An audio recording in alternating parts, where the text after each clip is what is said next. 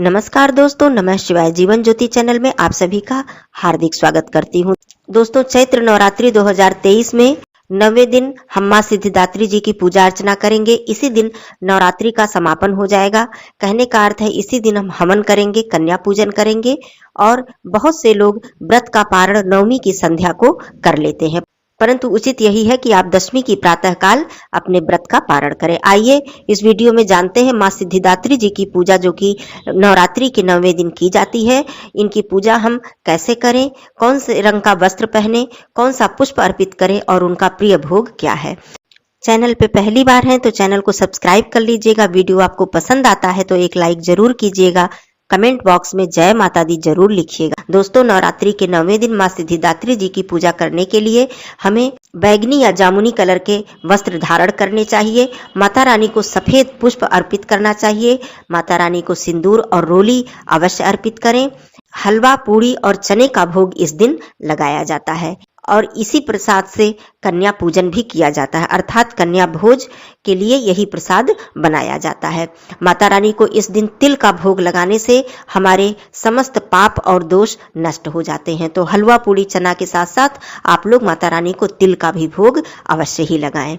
मां सिद्धिदात्री जी की पूजा अर्चना करने से व्यक्ति को सभी सांसारिक सुखों की प्राप्ति होती है। जैसा कि नाम से ही वर्णित है, माता रानी सभी सिद्धियों को प्रदान करने वाली हैं, अर्थात जो भी भक्ति भाव से मां सिद्धिदात्री जी की पूजा अर्चना करते हैं उन्हें समस्त सिद्धियां प्राप्त होती हैं।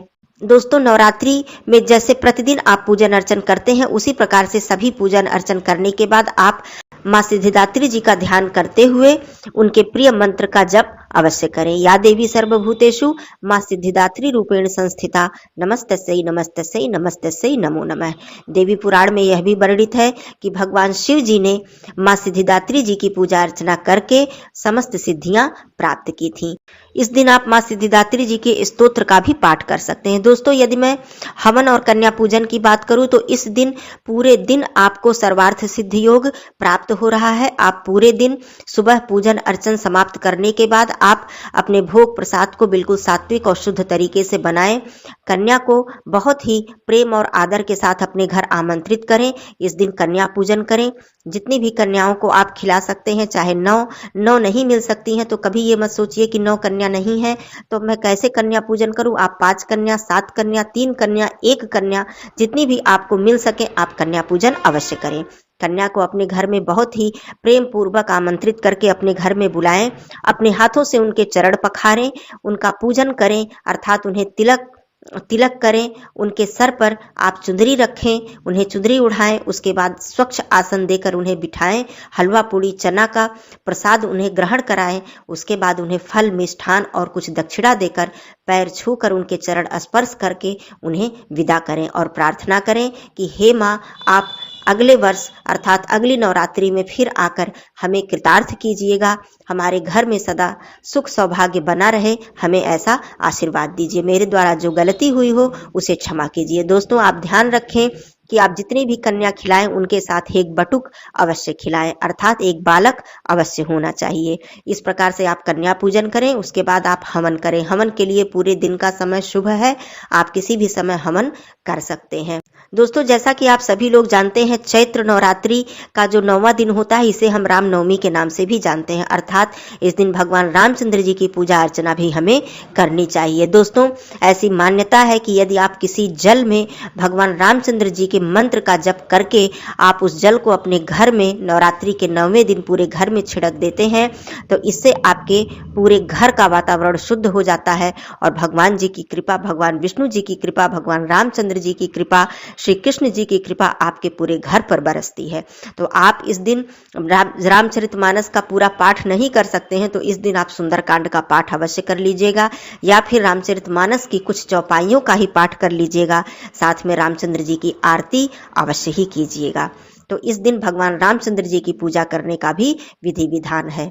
दोस्तों, चैत्र रामनवमी तिथि की यदि मैं प्रारंभ की बात करूं तो यह 29 मार्च को शाम 7:37 से प्रारंभ हो जा रही है और यह नवमी तिथि 30 मार्च को रात्रि में 10 बजे तक रहने वाली है, अर्थात 10 बजे के बाद दशमी तिथि लग जाएगी। पूरे दिन आपको संपूर्ण तिथि प्राप्त हो रही है और पूरे दिन आपको शुभ योग की भी प्राप्ति हो रही है। तो आप बहुत ही आराम से सभी अपने कार्य को संपन्न कर सकते हैं। दोस्तों, आइए जानते हैं माँ सिद्धिदात्री जी के पावन कथा के विषय में। माँ दुर्गा जी की 9वीं शक्ति का नाम सिद्धिदात्री है। ये सभी प्रकार की सिद्धियों को देने वाली हैं। नवरात्रि पूजन के 9वें दिन इनकी उपासना की जाती है। इस दिन शास्त्रीय विधि विधान और पूर्ण निष्ठा के साथ साधना करने वाले साधक को सभी सिद्धियों की प्राप्ति हो जाती है। सृष्टि में कुछ भी अगम्य नहीं रह जाता है। ब्रह्मांड पर पूर्ण विजय प्राप्त करने की सामर्थ्य उस व्यक्ति में आ जाती है जो माँ सिद्धिदात्री जी की पूजा पूरे भक्तिभाव से करता है। माँ सिद्धिदात्री जी अपने भक्तों और साधकों को सभी सिद्धियां प्रदान करने में समर्थ हैं। देवी पुराण में यह कहा गया है कि भगवान शिव जी ने इनकी कृपा से ही सभी सिद्धियों को प्राप्त किया था। इनकी अनुकंपा से ही भगवान शिव का आधा शरीर देवी का हुआ था। इसी कारण वे इस लोक में अर्धनारीश्वर के नाम से भी प्रसिद्ध हुए। माँ सिद्धिदात्री 4 भुजाओं वाली हैं। इनका वाहन सिंह है। ये कमल पुष्प पर आसीन होती हैं। इनके दाहिने तरफ के नीचे वाले हाथ में कमल पुष्प है। प्रत्येक मनुष्य का यह कर्तव्य है कि वह माँ सिद्धिदात्री की कृपा प्राप्त करने का निरंतर प्रयत्न करता रहे, उनकी आराधना की ओर अग्रसर रहे। इनकी कृपा से अनंत दुख रूप संसार से निर्लिप्त रहकर सारे सुखों को भोग करता हुआ वह मोक्ष को प्राप्त कर सकता है। नव दुर्गा में माँ सिद्धिदात्री का अंतिम स्वरूप है, अर्थात 9वां स्वरूप है। अन्य 8 माँ दुर्गा जी की पूजा उपासना शास्त्रीय विधि विधान के अनुसार करते हुए भक्त दुर्गा पूजा के 9वें दिन इनकी उपासना में लीन हो जाते हैं। माँ सिद्धिदात्री जी की उपासना पूर्ण कर लेने के बाद भक्तों और साधकों की लौकिक पारलौकिक सभी प्रकार की कामनाओं की पूर्ति हो जाती है। माँ सिद्धिदात्री जी की कृपा से भक्त के भीतर ऐसी कोई कामना शेष नहीं बचती है जिससे वो पूर्ण करना चाहे। वह सभी सांसारिक इच्छाओं, आवश्यकताओं और स्पृहाओं से ऊपर उठकर मानसिक रूप से माँ भगवती के दिव्य लोकों में विचरण करता हुआ, उनके कृपा रस पीयूष का निरंतर पान करता हुआ विषय भोग्य से शून्य हो जाता है।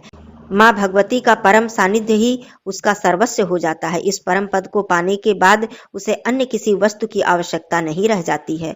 माँ के चरणों का यह सानिध्य प्राप्त करने के लिए हमें निरंतर नियमनिष्ठ रहकर उनकी उपासना करनी चाहिए। माँ भगवती का स्मरण, ध्यान, पूजन हमें इस संसार की असारता का बोध कराते हुए वास्तविक परम शांतिदायक अमृत पद की ओर ले जाने वाला है।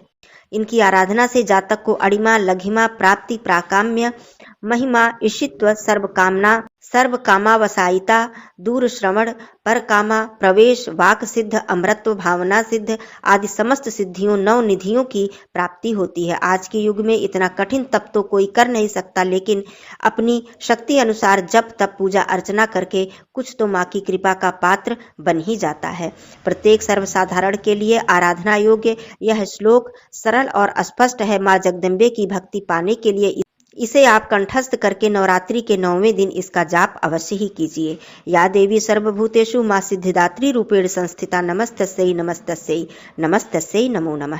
अर्थात हे माँ सर्वत्र विराजमान और माँ सिद्धिदात्री के रूप में प्रसिद्ध अम्बे, आपको मेरा बारंबार प्रणाम है। हे माँ, मुझे अपनी कृपा का पात्र बनाओ। दोस्तों, यह माँ सिद्धिदात्री जी की पावन कथा थी। आप सभी लोग इनके स्वरूप और इनकी कथा के विषय में जानें। साथ ही साथ 9वीं तिथि पे आपको क्या क्या करना है, यह सभी कार्य संपन्न करके आप माता रानी का आशीर्वाद प्राप्त करें। विसर्जन किस प्रकार करना है, एक एक सामग्री का क्या उपयोग करना है, आप सभी लोग इसको जान पाएंगे। वीडियो इस चैनल पे है, आप लोग चेकआउट एक बार जरूर कीजिएगा। फिर मिलती हूँ ऐसे ही किसी वीडियो के साथ। तब तक के लिए दोस्तों धन्यवाद। जय माता दी। सर्व मंगल मांगल्ये शिवे सर्वार्थ साधिके शरण्ये त्र्यंबके गौरी नारायणी नमोस्तुते।